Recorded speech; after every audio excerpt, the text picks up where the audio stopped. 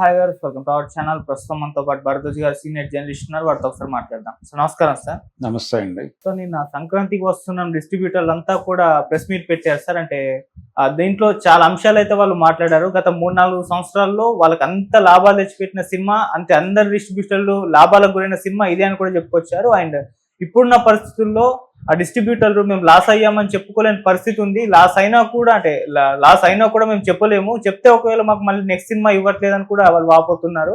And fake పోస్టర్ల మీద కూడా, collections మీద కూడా వాళ్ళు క్వశ్చన్ అడిగినప్పుడు కూడా వాళ్ళు ఆన్సర్ చేయలేదు. జస్ట్ ఇదంతా మీకు తెలిసే కదా, మీకు ఎందుకు వేసామో మీకు తెలియదా అన్నట్టుగా దిల్ రాజు గారు కూడా క్వశ్చన్ చేశారు. సో ఎంటైర్ ఆ ప్రెస్ మీట్ చూస్తే వాళ్ళ ఇబ్బందులు, వాళ్ళకున్న లిమిట్స్ గురించి మాట్లాడడం జరిగింది సార్. మరి మీ ఒపీనియన్ సార్ వాళ్ళ కామెంట్స్ పైన? అంటే డిస్ట్రిబ్యూటర్లు కాదండి, వాళ్ళందరూ బయ్యర్లు. ఓకే, బయ్యర్ అనే వ్యవస్థ ఎమర్జ్ అయిపోయిన తర్వాత సినిమా కొనుక్కుంటున్నారు వాళ్ళు. అయితే దీనిలో అగ్రిమెంట్ రాసుకుంటున్నారు. అగ్రిమెంట్లో కొన్ని సందర్భాల్లో అనుకున్న ప్రాఫిట్స్ రాకపోతే రిటర్న్ ఇవ్వాల్సి ఉంటుంది అనేది ఒక క్లాజ్గా చేర్చుకుని అగ్రిమెంట్లు రాసుకుంటున్నారు. ఓకే, ఆ అగ్రిమెంట్ల ప్రకారమే ఒకవేళ సినిమా పే చేయకపోతే ఎంత పే చేసిందో బ్యాలెన్స్ అమౌంట్ వీళ్ళు వెనక్కి ఇచ్చేస్తున్నారు. కానీ ఇదే సమయంలో ఇదే సినిమాని వీళ్ళు కొన్న రేటుకి మించి బీభత్సమైన లాభాలు వస్తే దానిలో వీళ్ళకి షేరింగ్ ఉంటుందా అనేది ఒక ప్రశ్న. అలా కూడా రాసుకుంటున్నారు,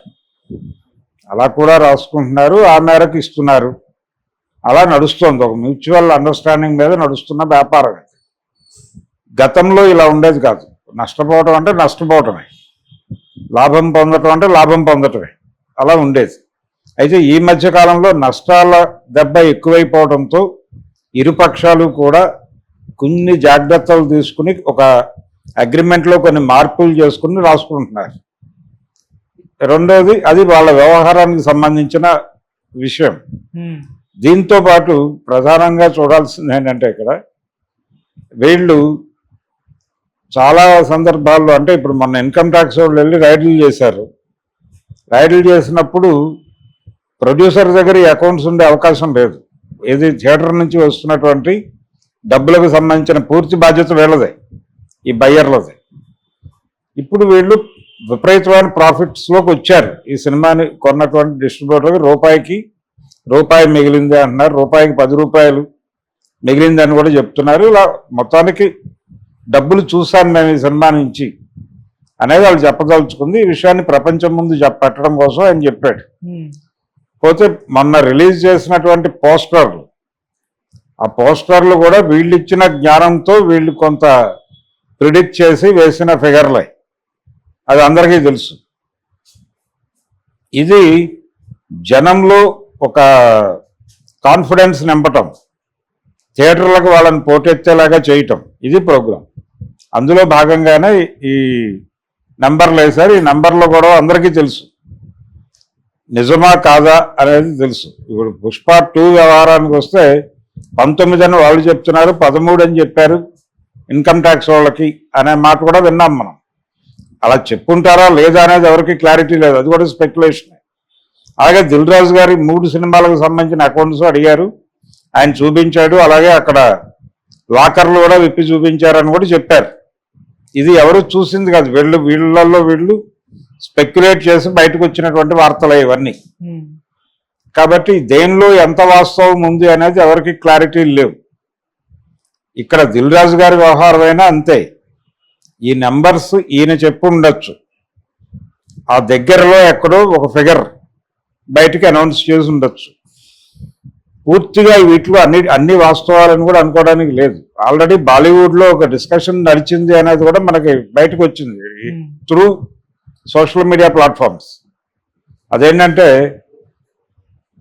వీళ్ళు సినిమాని బిగ్ స్కేల్లో తీయటం మాత్రమే కాదు, పాన్ ఇండియా సినిమాని భారీ బడ్జెట్తో సినిమా తీయటం మాత్రమే కాదు, నెంబర్స్ కూడా చాలా భారీగా వేసి బయట పెడుతున్నారు. సో ఇలాంటి అభిప్రాయం ప్రపంచంలో ఉంది. అయితే దిల్ రాజు గారి ప్రాబ్లం ఏంటంటే, ఇవి ఫేక్ అనే విషయం ప్రజల్లోకి వెళ్తే రేపు పొద్దున ఏ నెంబర్ని నమ్మరేమో. ఆ క్రెడిబిలిటీకి ఇప్పుడు ప్రశ్న వచ్చింది, వాటి విశ్వసనీయతకి ఇబ్బంది ఎదురైంది. సో ఇప్పుడు వాటిని కాపాడుకోవాలి. తద్వారా ఒకవేళ కాపాడుకోలేకపోతే అవి వేయటం వల్ల ప్రయోజనం ఉండదు. అందుకని ఇప్పుడు ఎలా ఆ నెంబర్లకి పోయిన క్రెడిబిలిటీని తీసుకురావాలి అనే దానిలో కసరత్తు చేస్తున్నారు. ఆ కసరత్తు జరుగుతూ ఉండగా ఈ ప్రశ్నలకి సమాధానం ఎలా చెప్తారండి? చెప్పరు. అయితే టోటల్గా మనకి వాళ్ళు తెలియజేసిన విషయం ఏంటంటే ఈ నంబర్లు క్రియేషనే అనేది అయితే స్పష్టంగా ప్రపంచానికి తెలిసింది. తెలియకుండా ఉండటానికి ఏం చేయాలో అన్ని కష్టాలు పడ్డాడు. పడుతూనే మీకు తెలియదా అనటంలోనే అది ఉంది. మీకు తెలియదా అనటంలోనే ఇది ఫేక్ అనే విషయం మీకు తెలియదా అనేదే సెన్స్, అంతకుమించి ఏం లేదు. దీని మీద మీరు ఎందుకు గుచ్చుతారు 10 సార్లు? గుచ్చకండి. జనం నమ్మితే నమ్ముతారు, లేదంటే లేదు. మీకెందుకు వచ్చిన గొడవ? అది మాకు జనాల సెంటిమెంట్కి సంబంధించిన వ్యవహారం, మాకు జనం ఎమోషన్కి సంబంధించిన వ్యవహారం. మధ్యలో మీరు వేలు పెట్టద్దు అని చెప్పుండొచ్చు ఆయన. కానీ అంత సమాధానం చెప్పకుండా గబుక్కున ఒక మాట జారాడు. ఈ మాట జారటం అనేది మీకు తెలియదా అనే మాట జారటం వలన చాలా లీడ్స్ బయటకు వెళ్ళిపోయినాయి. ఇప్పుడు ఆయన ఏ పని అయితే చేయకూడదు అనుకున్నాడో ఆ పని జరిగిపోయింది. ఆ నెంబర్స్ తాలూకా క్రెడిబిలిటీ పోయింది. ఇప్పుడు ఆ క్రెడిబిలిటీ నిలబెట్టడం కోసం యుద్ధం చేయాలి. ఓకే, లేదు అంటే అసలు నెంబర్ గేమే పక్కకు పెట్టేయాలి. నెంబర్ గేమ్ లేదు ఇక.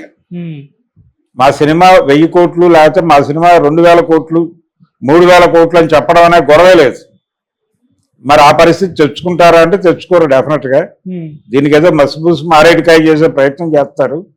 జనంలో ఆ బిలీఫ్ని నిలబెట్టడం ద్వారా సినిమాని నిలబెట్టగలం అని నమ్ముతున్నారు ఇప్పటికీ. ఆ నమ్మకంతోనే ఈ డ్రామాలన్నీ నడుస్తున్నాయి. ఓకే, కాబట్టి ఒకటి చాలా క్లియరు, అది డ్రామా. ప్రతిదీ డిజైన్ డే, ప్రతి advertisement design day, condition supply. ఈ కండిషన్ సప్లై అనేది కీలకం. అదే ధర్మసూత్రం, అంతకు మించి వేరే ధర్మం లేదు. అండ్ ఇంకో కామెంట్ కూడా, స్టేట్మెంట్ కూడా ఇచ్చారు సార్. అంటే బడ్జెట్ ముఖ్యం కాదు, ఇప్పుడు ఆ కథ ముఖ్యం, కథ నిలబెడుతుంది అని చెప్పేసి దిల్ రాజు గారు చెప్పారు. సో ఇప్పుడు వీళ్ళు రియలైజ్ అయ్యారా అని చెప్పేసి చర్చించుకుంటున్నారు. ఎందుకంటే నాగవంశీ గారి కామెంట్స్ మనం చూసాం. 4 ఫైట్స్, సాంగ్స్ వీళ్ళుంటే సరిపోతుంది కదా, ఫ్యాన్స్ కి అంతకన్నా ఏం కావాలి మీరు పెట్టే బడ్జెట్ కి అని చెప్పేసి అంతకుముందు ఒక కామెంట్ చేశారు. సో ఇప్పుడు దానిపైన విమర్శలు వచ్చాయి. ఇప్పుడు ఈయన రియలైజ్ అయిపోయారు, ప్రొడ్యూసర్లు కూడా ఇక నుంచి మంచి కథలు ఉన్న సినిమాలే చేస్తారేమో అని చెప్పేసి జనం నుంచి కూడా ఆశిస్తున్నారు సార్. మరి ఆయన ఇప్పుడు కథలు లేకుండా ఎవరు సినిమాలు చూడరు. ఏదో ఒక పాయింట్ ఉండాలి దానిలో. ఆ పాయింట్ లేకుండా సినిమాలకు వచ్చే పరిస్థితుల్లో జనం లేరు. రెండోది, కోవిడ్ కి ముందు ప్రజల అభిరుచులు వేరు, కోవిడ్ తర్వాత ప్రజల అభిరుచులు వేరు. ప్రజల ఆలోచన స్థాయి అంతకు ముందు వేరు, తర్వాత వేరు. వీళ్ళ స్థాయి పెరిగింది. ఈ పెరిగిన స్థాయిని అందుకునే సినిమాలు తీసారా నిజంగా వీళ్ళు అంటే లేదనే చెప్పాలి. సగం పెద్ద స్టార్స్ డిజాస్టర్లన్నీ కూడా రీమేకుల నుంచి వచ్చినాయి. మారిన ప్రపంచంలో మారని ఎత్తుగడలతో వెళ్తున్నారు. అందుకని దెబ్బతింటున్నారు. భోళా శంకర్లు, గాడ్ ఫాదర్లు ఎందుకు దెబ్బతిన్నాయి? భీమ్లా నాయకులు ఎందుకు దెబ్బతిన్నాయి అంటే డ్యూ టు కంటెంట్ ల్యాప్సెస్. అంటే కంటెంట్ ప్రపంచానికి తెలుసు వాళ్ళు ఏం తీయబోతున్నారు. తెలిసిన తర్వాత ఇంకేం క్యూరియాసిటీ ఉంటుంది అక్కడికి వెళ్ళాలని. చూద్దాంలో 4 రోజులాగే ఏదో ప్లాట్ఫామ్లో వస్తుంది, అప్పుడు చూసుకుందాం అనుకుంటారు. సో ప్రజల్లో క్యూరియాసిటీని మీరే చంపేశారు. అది మీకు అర్థమైంది. అర్థమైన తర్వాత అయినా మీరు సినిమా ఎలా తీయాలి? అన్ప్రెడిక్టబుల్గా వెళ్ళాలి. అన్ప్రెడిక్టబుల్గా వెళుతున్నామనే పేరుతో, అంటే ఇక్కడ జరుగుతుంది ఏంటి, బడ్జెట్లు ఎందుకు పెరుగుతున్నాయి? వీళ్ళు ఇప్పటికైనా సరే ఆయన అన్న మాటలో కొంత సెన్స్ ఉంది కానీ పూర్తి సెన్స్ లేదు. ఏది కథలు ఉంటే చాలు, బడ్జెట్ అక్కర్లేదు అనేది. నువ్వు లోకల్ విషయాన్ని గ్లోబల్ లెవెల్లో ఎలా చెప్పగలుగుతున్నావు? ఆ చెప్పడానికి నీ దగ్గర ఉన్న సత్తా ఏమిటి, నీ టాలెంట్ ఏమిటి, లేకపోతే నీకున్న మార్గం ఏమిటి? ఇది కీలకం.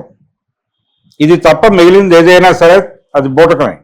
కానీ వీళ్ళేమనుకుంటున్నారు, ఈ ఫోనుల్లో అలాగే ల్యాప్టాపుల్లో టీవీల్లో చూసే సినిమా కాదు ఇది. ఈ సినిమా థియేట్రికల్ ఎక్స్పీరియన్స్ ఇస్తుంది మీకు.